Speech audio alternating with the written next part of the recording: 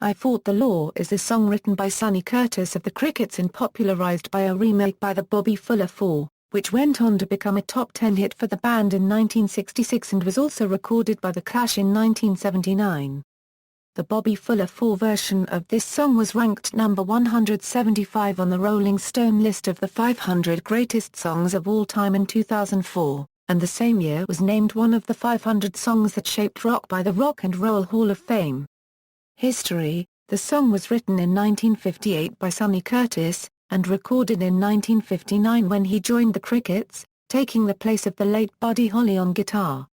Joby Mauldin and Jerry Allison continued their positions on the stand-up bass and drums, respectively, while Earl Sings filled the role for vocals. The song was on their 1960 LP, In Style with the Crickets, and the following year appeared as the B-side of their single, A Sweet Love. The song never received any airplay. Milwaukee's Paul Stephan and the Royal Lancers covered the song in 1962. It provided them with a local hit, but it never made the national charts.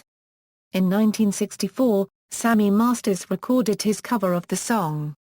That same year, the song was recorded by Bobby Fuller and his band on his own Exeter label in El Paso, which solidified the band's popularity in the West Texas area with one of his biggest local hits. Bobby Fuller Four version: after enjoying regional success in Texas, Bobby Fuller and band decided to switch to a major label Delphi Records under Mustang Records and they became known as the Bobby Fuller Four. While producing minor hits, the band broke the national top 10 when they re-recorded I Fought the Law in 1965 with Bobby Fuller, Randy Fuller, Jim Reese, and Dwayne Quirico. Just 6 months after the song made its first appearance on the Billboard Top 100 chart, Fuller was found dead from asphyxiation in his mother's car in a parking lot near his Los Angeles, California apartment. The Los Angeles Police Department declared the death an apparent suicide, but others believed him to have been murdered. Fuller was just 23 years old. Chart positions equals.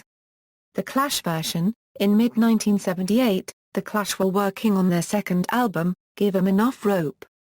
Singer Joe Strummer and guitarist Mick Jones flew out to San Francisco to record Overdose in September/October at the Automat studio.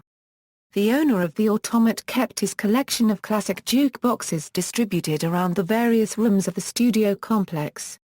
Strummer and Jones listened to the Bobby Fuller version of I Fought the Law for the first time on one of the jukeboxes, and by the time they returned to England they could perform the song.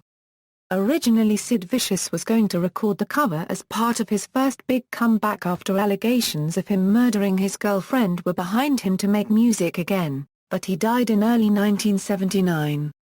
Their version first appeared on the EP The Cost of Living in May 1979 in the UK, and then later in 1979 was made part of the American edition of The Clash's eponymous album. This cover version helped gain The Clash their first taste of airplay in the States and is one of the best-known cover versions of the song. The live recording of the song, performed at the Lyceum Theatre, West End, London on December 28, 1978, features as the last piece of the 1980 film Rude Boy directed by Jacques Hazan and David Mingay. The Clash were dressed all in black for that gig and the song, at that stage, was considered the film's title song. On July 26, 1979, I Fought the Law was the first single by the band to be released in the United States. In 1988, CBS Records reissued the single in CD, 12 inches and 7 vinyl formats, with City of the Dead, and 1977 as its 7B side. The song is featured as a downloadable track in the music video game series Rock Band. In 1989 during Operation Just Cause, the U.S. military surrounded the Apostolic Nunciature in Panama while trying to capture Manuel Noriega, the strongman of Panama. U.S. forces blasted loud rock music including I Fought the Law by The Clash to put pressure on Noriega to give himself up. In 2012, The Clash's version of the song was featured in the video game Sleeping Dogs as part of a karaoke mini-game. The song appears during the end credits of the 2014 film RoboCop. Personal equals, Joe Strummer, lead vocals, rhythm guitars, Mick Jones, backing vocals, lead guitars, Paul Simonon, backing vocals, bass guitar, top head-on, drums. Chart positions equals.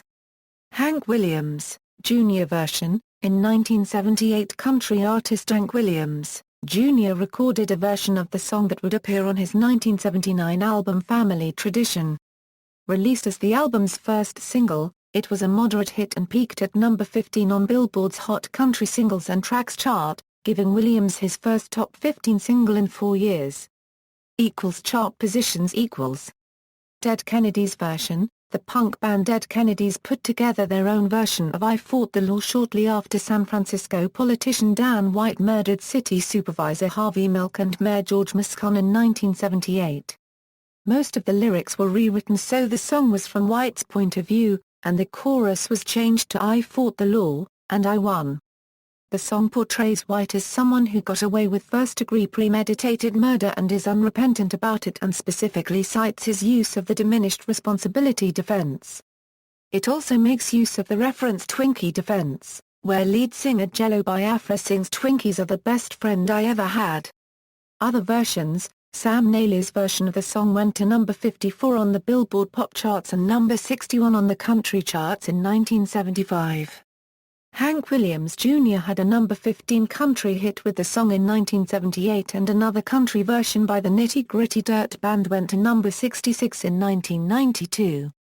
Dave Courtney, the London celebrity gangster, recorded a version Scottish pop punk's Mute. Mute's frontman Jay Burnett wrote new lyrics based on Courtney's famous court case. Like the Dead Kennedys version, the chorus is changed to I fought the law and I won.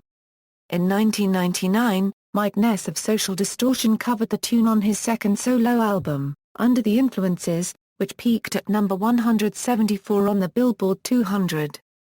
In addition, Widespread Panic, Richard Clapton, Dux Deluxe, She Trinity, Bosie Aches, Viper, Bryan Adams, John Cougar Mellencamp, Johnny Cash, Bruce Springsteen, Roy Orbison, Tom Petty, Social Distortion, Stiff Little Fingers, Waylon Jennings, Gary Allan, Green Day, Alvin and the Chipmunks, Scar P, The Jolly Boys, Grateful Dead, Stray Cats, Mary's Danish, Claude Frena Section Wa, Mano Negra, The Big Dirty Band, Lolita No. 18, The Brian Jonestown Massacre, A Take 77, El Noi del Sucre, Die Toten Hosen, Status Quo, Nancy Griffith, La Vida Boheme, Anti-Flag, Chumbawamba, Tsuyoshi Kawakami and his Moodmakers, The Airborne Toxic Event, The Bad Shepherds, Johnny Marr, Dead Kennedys and numerous other artists have covered this song live or in studio.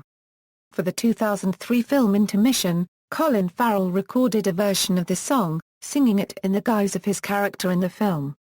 The Mary's Danish recording is featured in the film Buffy the Vampire Slayer, and the accompanying soundtrack release Buffy the Vampire Slayer soundtrack.